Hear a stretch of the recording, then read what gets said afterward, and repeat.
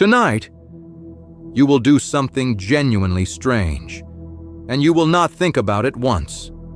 You will carve a face into a vegetable and put a fire inside it.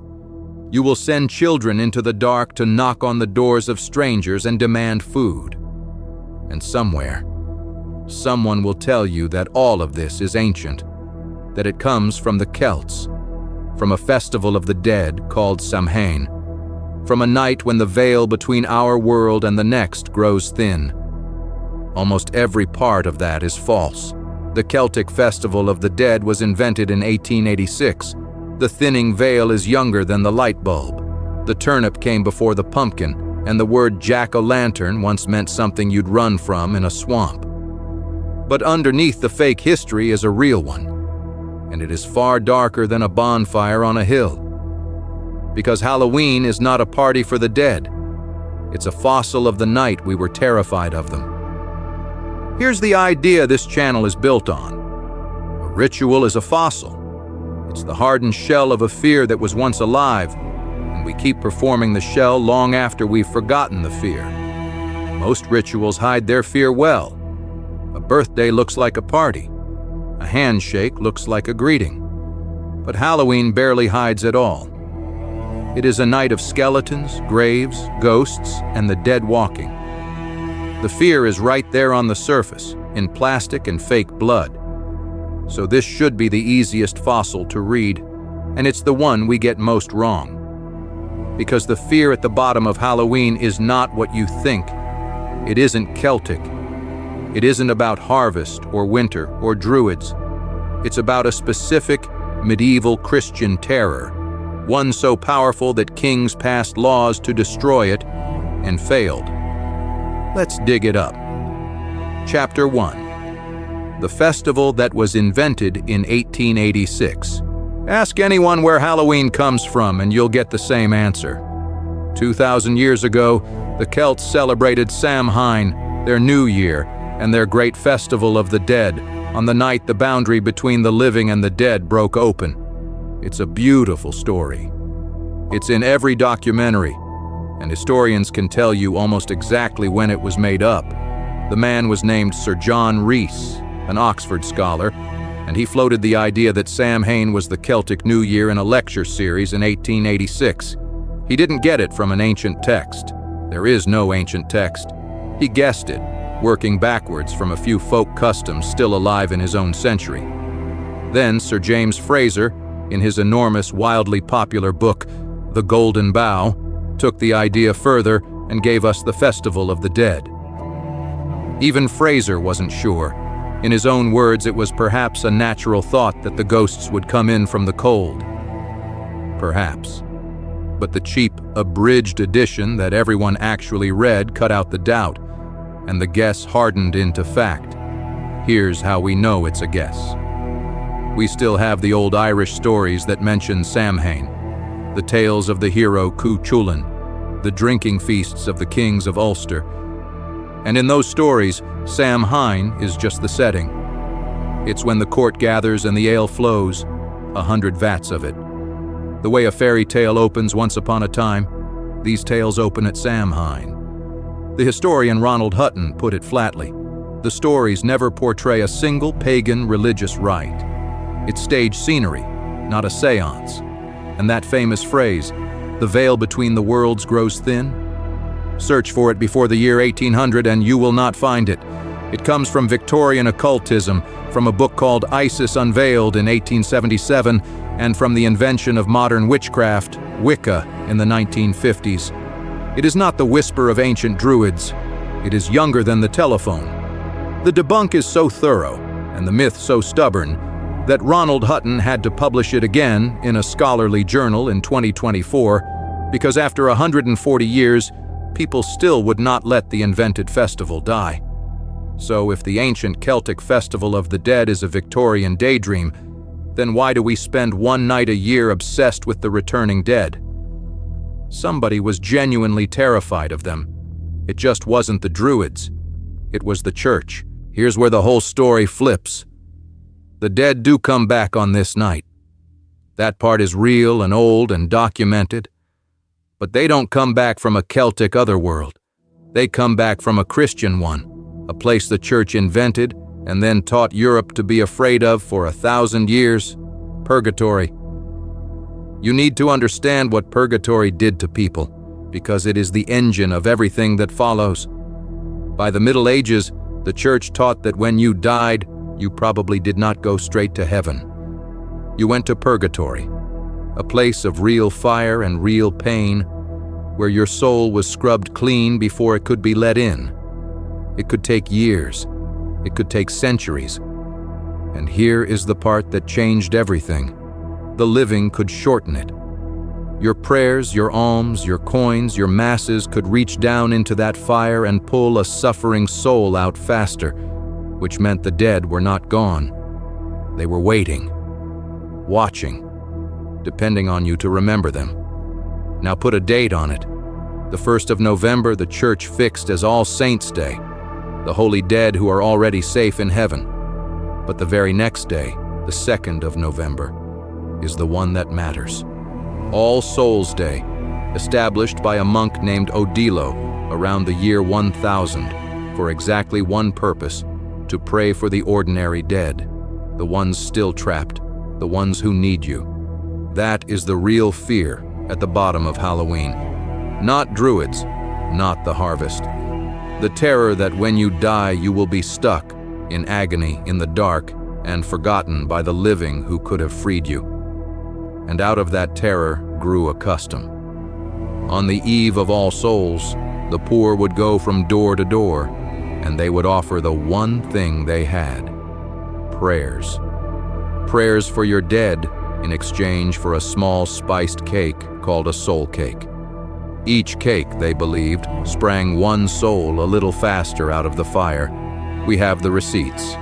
A priest named John Merck wrote it down in a sermon in the 1380s, and even then, he called it an old custom. His words: good people would buy bread and deal it for the souls that they loved, hoping with each loaf to get a soul out of purgatory. 300 years later, an antiquarian named John Aubrey recorded the actual chant they sang at the door: a soul cake, a soul cake. Have mercy on all Christian souls for a soul cake. Look at what that is. Strangers in the dark, going door to door, performing a small ritual in exchange for a treat, for the sake of the dead. You already know this. You do a hollowed-out version of it every October. But the original wasn't a game. It was a rescue mission. And that mission left two objects behind on the doorstep: a light to guide the dead, and eventually a fight to the death over whether any of it was allowed. Start with the light. The jack-o'-lantern. Everyone knows the story. An Irish trickster named Stingy Jack cheated the devil, was locked out of both heaven and hell, and now wanders the earth with a burning coal inside a hollow turnip. It's a great story, and you can date almost exactly when it was written down, because it barely predates the camera. The earliest version anyone can find in print appears in an Irish magazine in 1836.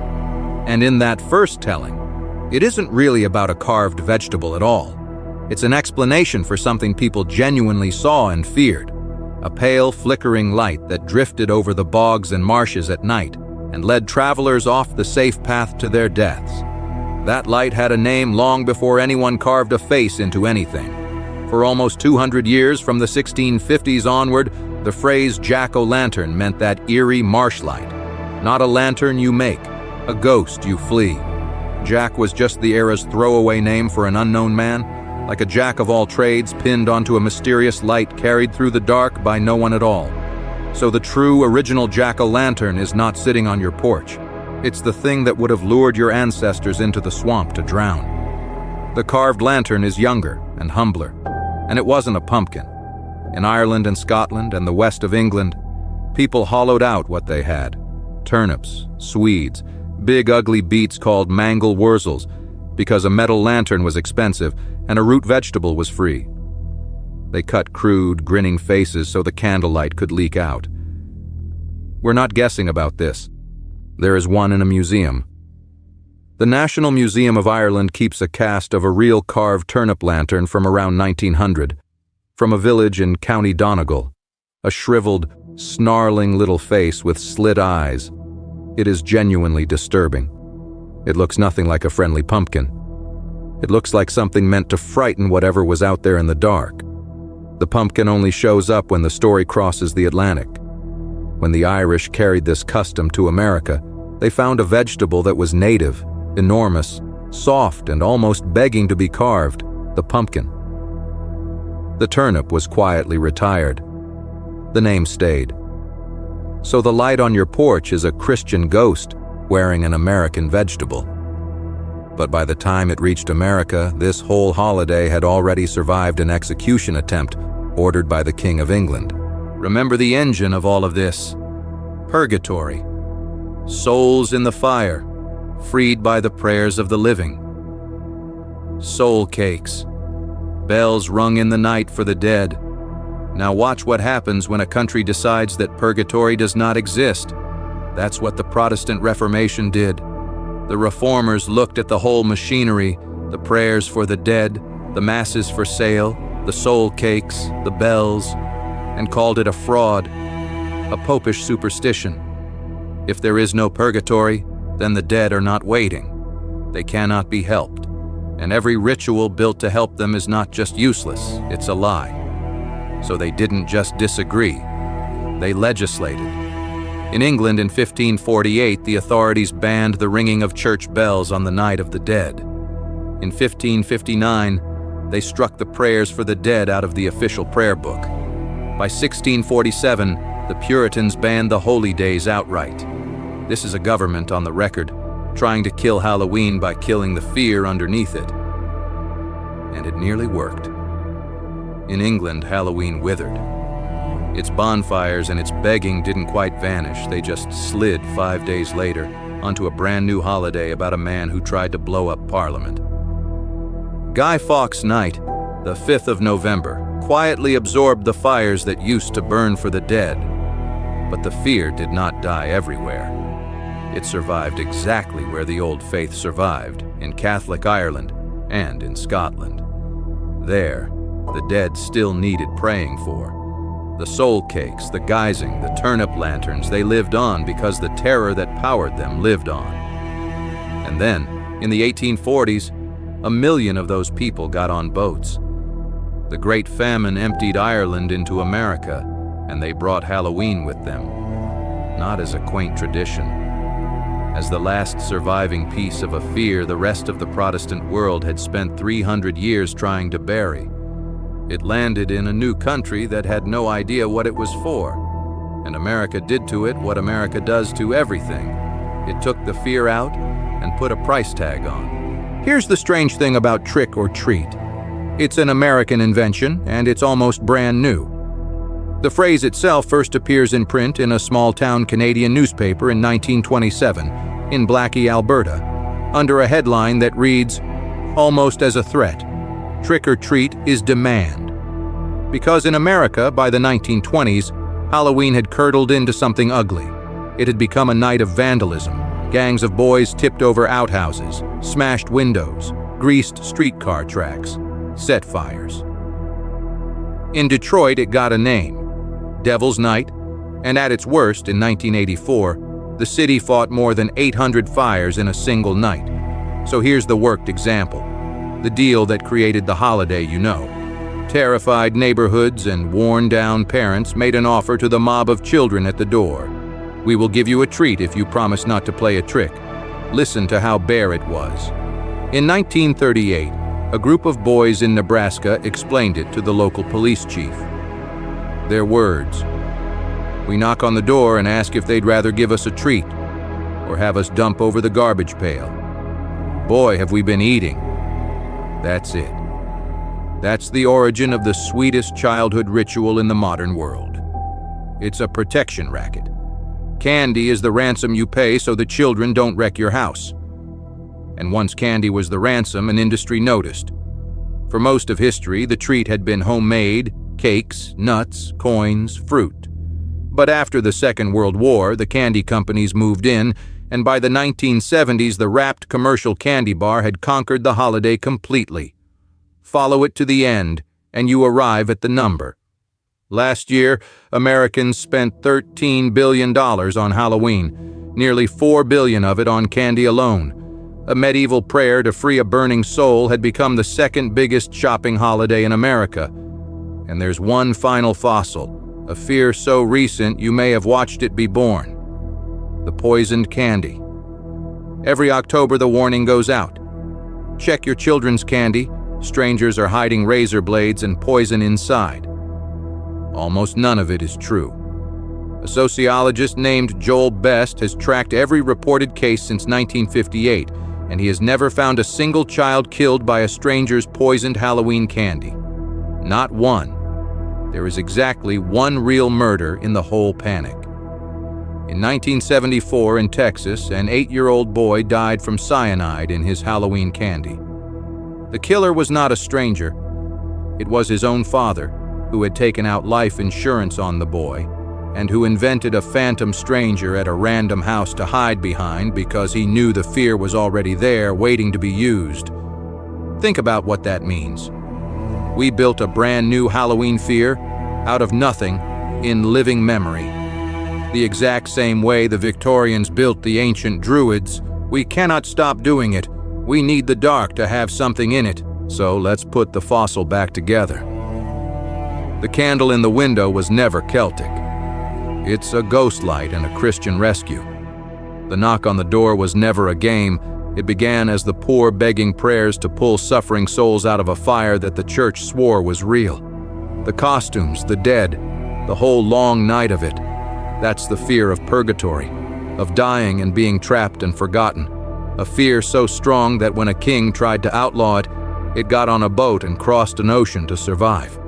And then we filed the fear off and sold the shell for $13 billion. That's the verdict.